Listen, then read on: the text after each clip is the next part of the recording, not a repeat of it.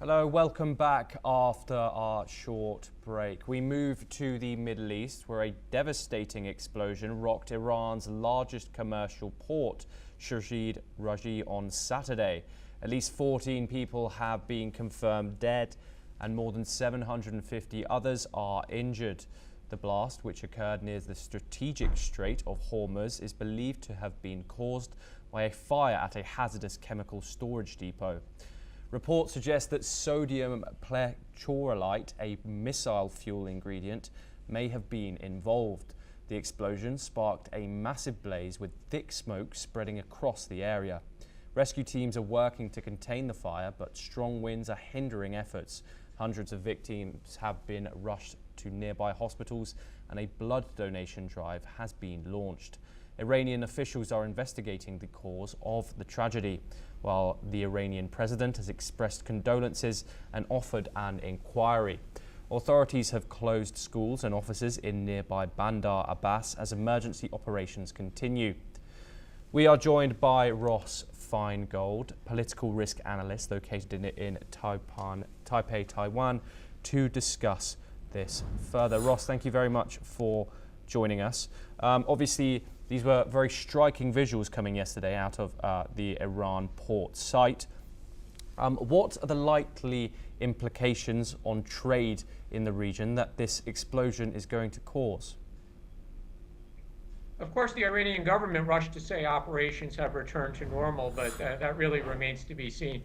Keeping in mind that Iran is not a place with an independent media, so much of the messaging that comes from the official media is really the only messaging that we outside of Iran can get. So it really remains to be seen what the actual effect on port operations is. Yes, so Ross, what do you think the economic implications are for Iran? This was a significant port which was subject to a cyber attack in 2020. This obviously isn't being treated as suspicious currently, but what will be the economic effects of an explosion like this? This really depends on how much resiliency the port operations have, how much additional space or backup space they have for loading or unloading ships, for storage of goods or fuel. So that's also something that we're still trying to get a grasp on. It could disrupt port operations for a significant period of time, but as I said, it really depends on how much resiliency has been built into port operations. Yes, and how significant is this order for an inquiry, and how independent is such an investigation likely to be? Well, we're talking about a country that lacks transparency in how the government goes about its business. We really have no way of knowing how independent or accurate any kind of investigation would be. Up to now, they haven't requested foreign assistance in the investigation, which is probably something that they actually need.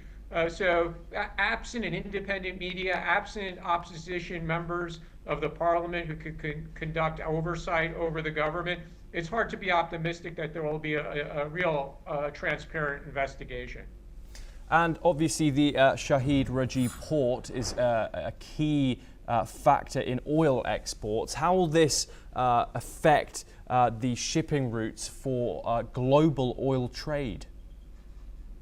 If there's any disruption, then certainly it means that Iran could potentially lose many millions of dollars in revenue, and that's revenue that they desperately need. So if they cannot ship out their oil, then customers are going to turn to other sources around the region or from other places in the world. So the economic risk to the Iranian government can't be understated, again, absent knowing how much additional port space and oil and fuel storage space they actually have at the facility, which is something that remains to be seen.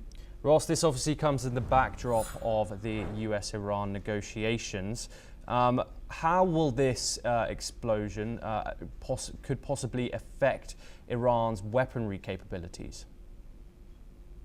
We don't know if Iran is going to put the blame on foreign forces. I mean, that would obviously mean Israel or the United States. It's unlikely that the United States would have any need to sabotage Iranian ports, especially during negotiations in which the parties have returned for multiple rounds. So the negotiations, although they haven't reached a positive conclusion, they've continued. And by itself, I guess that's a positive.